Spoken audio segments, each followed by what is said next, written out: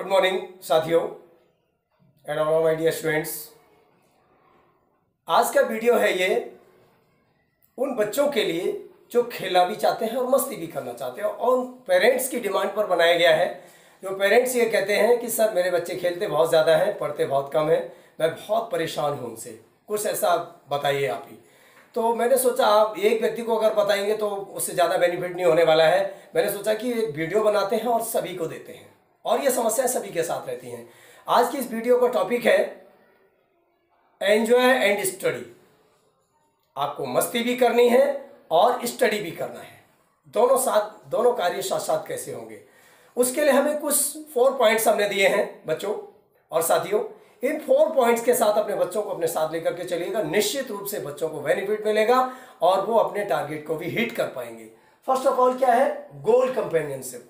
अक्सर कर क्या होता है साथियों, बच्चे उन लोगों से दोस्ती कर लेते हैं, ऐसे साथियों से अपना फ्रेंडशिप बनाते हैं जिनका अपना अपना टारगेट डिफरेंट होता है, गोल डिफरेंट होता है। तो सबसे पहले हमें क्या करना है कि हमें ऐसे व्यक्ति के साथ दोस्ती करनी है जो व्यक्ति आपके साथ फिट बैठ रहा हो, मीन्स आपके सब्जेक्ट के साथ, आपके गोल के साथ फिट बैठ रहा हो। सपोज दैट आपने अगर डॉक्टर बनना है और जिससे आपने दोस्ती की उसे इंजीनियर बनना है, तो आप कब तक गॉसिप कर पाओगे, कब तक आपकी फ्रेंडशिप चलेगी, कब तक आप कन्वर्सेशन कर पाओगे? नहीं कर पाओगे ना, बहुत लिमिट हो जाएगा और उसके साथ आप एंजॉय भी नहीं कर पाओगे, आप खेल भी नहीं पाओगे। तो उससे बचने के लिए ऐसे दोस्त से आप बचें। उसके लिए आपको क्या करना है, एक ऐसे कंपेनियन को ढूंढना है, ऐसे साथी को ढूंढना है जो आपके गोल के साथ फिट बैठ रहा हो। आपका गोल अगर डॉक्टर बनने का तो उसका गोल भी डॉक्टर बनने का होना चाहिए। दोनों जब कुछ समय के लिए एंजॉय करेंगे, बैठेंगे, गॉसिप करेंगे, कन्वर्सेशन करेंगे, तो गिव एंड टेक वाला सिस्टम चलता रहेगा। आप उसे कुछ देंगे, वो आपको कुछ देगा। तो निश्चित रूप से इससे आपको दोनों को बेनिफिट होगा और लंबे समय तक आपकी दोस्ती रहने वाली है और उससे आपको दोनों को बेनिफिट होने वाला है। तो आपका फ्रेंडशिप कैसा होना चाहिए, आपका कंपेनियनशिप कैसा होना चाहिए? सेम गोल वाला होना चाहिए, सेम डेस्टिनेशन वाला होना चाहिए, सेम टारगेट वाला होना चाहिए। सेकंड पॉइंट है बच्चों साथियों, फोकस ऑन प्लानिंग। आपने क्या प्लान किया है? शाम को हर स्टूडेंट का और सभी का अपना अपना ये सिस्टम रहता है कि वो शाम को अगले दिन क्या करना है उसकी वो प्लानिंग करते हैं, अगले दिन उसमें फोकस करना होता है। आपको क्या करना है, जितने भी आपने प्लानिंग अगले दिन के लिए किया, जो भी आपको वर्क मिला हुआ है अगले दिन उसे कंप्लीट करिएगा। उस वर्क को कंप्लीट करने के बाद उसे सबसे पहले फोकस करिएगा, फोकस करने के बाद उसे कंप्लीट करिएगा और कंप्लीट करने के बाद मस्ती करिएगा, खुल के मस्ती करिएगा, खूब टीवी देखिएगा, खूब यूट्यूब देखिएगा, खूब मस्ती करिए, टेंशन फ्री होकर के क्रिकेट खेलिएगा, डांस करिएगा, एक्सेट्रा जो भी करना करिएगा। लेकिन पहले क्या करना है? Focus on planning. जो आपने प्लान किया है उसे किल्ड कर दीजिएगा, उसे फिनिश कर दीजिएगा। आपने जो भी प्लान किया है उसे फिनिश कर दीजिएगा। उसे फिनिश करने के बाद फिर बचे हुए टाइम में मस्ती करिएगा। थर्ड है साथियों आपका पॉइंट, टाइम इज मनी। समय को आप इस तरीके से खर्च करो जैसे आप धन को खर्च करते हो। जिस प्रकार से अगर आपके मदर ने आपको पॉकेट मनी के लिए 20 रुपीज़ दिए हैं तो 20 रुपीज़ को आप बचा बचा के खर्च करते हो, क्योंकि आपको उसमें से टॉफ़ी भी खाना है, उसमें आपको चॉकलेट भी खाना है, बिस्किट भी खाना है और हो सकता है आपको समोसे या पकौड़ी भी खाना है। तो ये सारी चीज़ें, आपको हर चीज़ का बजट बना के चलते हो ना, तो आपने प्लान नहीं किया और मनी खर्च कर दिया। आपने गए जाकर के सीधा 20 रुपए के आपने 20 रुपीज़ के आपने बिस्किट परचेज कर लिए। अब सामने वाला आपका साथी खा रहा है समोसे, अब आपका मन चल रहा है मैं समोसे कैसे खाऊं, समोसे कैसे खाऊं। तो साथियों समोसे खाने के लिए भी पैसे छोड़ने पड़ेंगे ना आपको। तो आपको जिस प्रकार से मनी को आप एक प्लानिंग के साथ खर्च करते हो, उसी तरीके से आप अपने समय को खर्च करें। निश्चित रूप से आपको सफलता मिलेगी और ना आप अपने पेरेंट्स की डांट खाएंगे, ना आप अपने गार्जियन की डांट खाएंगे, ना अपने टीचर्स से पिटेंगे, ना डांट खाएंगे। किसी से आपको कोई भी डांट खाने की जरूरत नहीं पड़ेगी जब आप अपने समय को मनी की तरीके से एक्सपेंड करते हैं, उसे खर्च करते हैं और उसे जितना खर्च करते हैं उससे कई गुना बढ़ाने की कोशिश करते हैं। तो निश्चित रूप से टाइम को आप मनी की तरीके से खर्च करें। नेक्स्ट पॉइंट है, लास्ट पॉइंट है आपका गजेट डिस्टेंसिंग।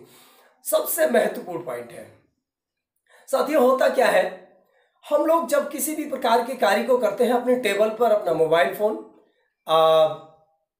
उसे रख लेते हैं और मोबाइल फ़ोन रखने के बाद क्या होता है कि अब उसमें आपका फेसबुक भी चल रहा है, उसमें आपका इंस्टाग्राम भी चल रहा है, उसमें आपका व्हाट्सएप भी चल रहा है, उसमें आपका यूट्यूब भी चल रहा है। अब ढेर सारे आपने जो सोशल मीडिया के को असाइन कर रखा है वो सभी चल रहे हैं। अब होता क्या है, जब और सभी के लिए आपने नोटिफिकेशन बेल को एक्टिवेट कर रखा है। जैसे ही कहीं कोई मैसेज डालता है, कोई व्हाट्सएप करता है, कोई पोस्ट डालता है, आपके पास उसका बेल बजता है। अब जब आपका बेल बजे, इधर आप क्या कर रहे हैं, फोकसिंग ऑन प्लानिंग, इधर आप अपनी प्लानिंग पर फोकस कर रहे हैं और समय को आप मनी की तरह से खर्च कर रहे हैं और आपके साथ जो भी आपने जो कंपेनियनशिप किया उसका भी एंजॉय ले रहे हैं। इधर क्या है, वो बेल बज रहा है। अब वो बेल जो बज रहा है, वो बेल आपको बार बार डिस्टर्ब कर रहा है, आपके जो कंसंट्रेशन किया हुआ है उस कंसंट्रेशन से आपको अनकंसंट्रेट कर रहा है। तो इसलिए ऑल काइंड्स ऑफ गैजेट्स जो भी हैं उनसे अपनी डिस्टेंसिंग बना लीजिएगा, उनसे आप थोड़ी समय के लिए दूरी बना लीजिए। जब तक आप अपना वर्क कर रहे हैं, जब तक आप अपने प्लानिंग का फोकस कर रहे हैं, जब तक आप अपने टाइम को मनी के तरीके से खर्च कर रहे हैं, तब तक के लिए ऑल काइंड्स ऑफ जो गैजेट्स हैं आपके पास, मोबाइल फ़ोन है, टैबलेट है, लैपटॉप है, डेस्कटॉप है, टेलीविज़न है, ये जितने भी अप्लायंसेस हैं, जितने भी इंस्ट्रूमेंट्स हैं, इन सभी को अपने आप से बिल्कुल हटा दीजिएगा और इनकी सबकी बेल को साइलेंट कर दीजिएगा। आपके घर में भी आपके अंकल का, आपके फादर का, आपके मदर का, आपके आंटी का, किसी का भी, जो भी आपके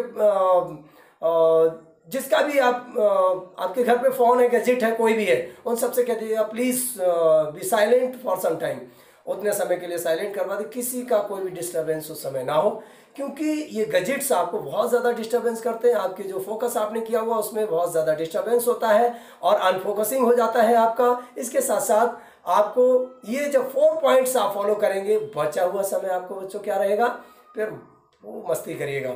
अब जब ये 4 पॉइंट्स आप फॉलो कर लेंगे तो आपका वर्क टाइमली कंप्लीट हो जाएगा।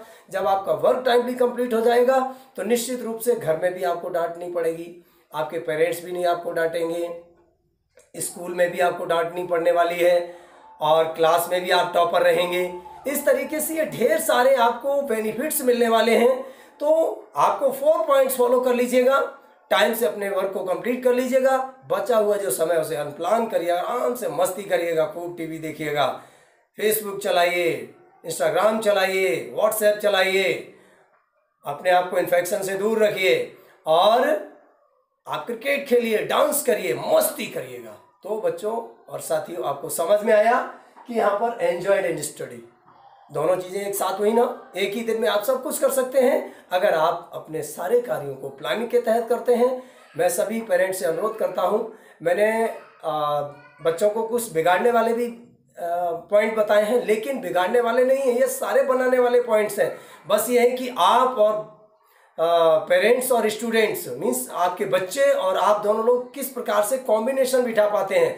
मैं समझता हूँ उन्हीं पेरेंट्स के सामने प्रॉब्लम्स आती हैं जो पेरेंट्स अपने बच्चों के साथ फ्रेंडशिप नहीं बना पाते हैं, जो पेरेंट्स अपने बच्चों के साथ बहुत अच्छे तरीके से रिलेशन डेवलप नहीं कर पाते हैं।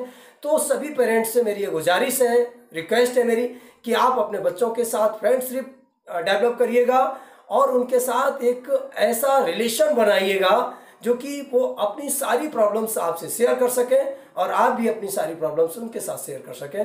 तो साथियों, मैं समझता हूं कि आपको समझ में आया होगा और वीडियो भी अच्छा लगा होगा और निश्चित रूप से आपका जो टारगेट है वो भी किल होगा, ऑब्जेक्शंस भी सारे किल हो जाएंगे और टारगेट भी आपका निश्चित रूप से अचीव कर पाएंगे आप निश्चित रूप से इस तरीके से। तो सभी पेरेंट्स को मेरा फिर से रिक्वेस्ट है कि अपने बच्चों को उनके तरीके से प्लान करके अपने कार्यों को करने दीजिएगा।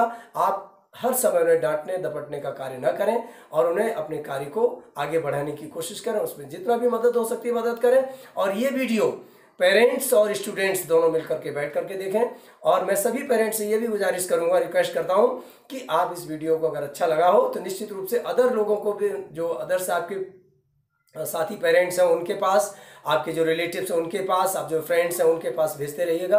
और जो भी आपको क्वेरी इसके बावजूद भी लगती है, आपके बच्चे परेशान आपको करते हैं, आपको लग रहा है कि मेरा बच्चा अच्छा होना चाहिए लेकिन वो नहीं उससे अच्छा हो पा रहा है, आपके बच्चे को क्या करना चाहिए, आप क्या चाहते हैं, आपका बच्चा क्या चाहता है, इस प्रकार के अगर कोई भी आपके माइंड में डाउट्स हैं तो डाउट्स को क्लियर करने के लिए मेरे पास लगातार कमेंट करते रहिएगा, व्हाट्सएप पर और फ़ोन भी करते रहिएगा, मैसेज भी डालते रहिएगा। और जो यूट्यूब चैनल पर आप इस वीडियो को देख रहे हैं वहाँ पर भी कमेंट्स डाल करके मुझे आप क्वेश्चन पूछ सकते हैं। Thanks all of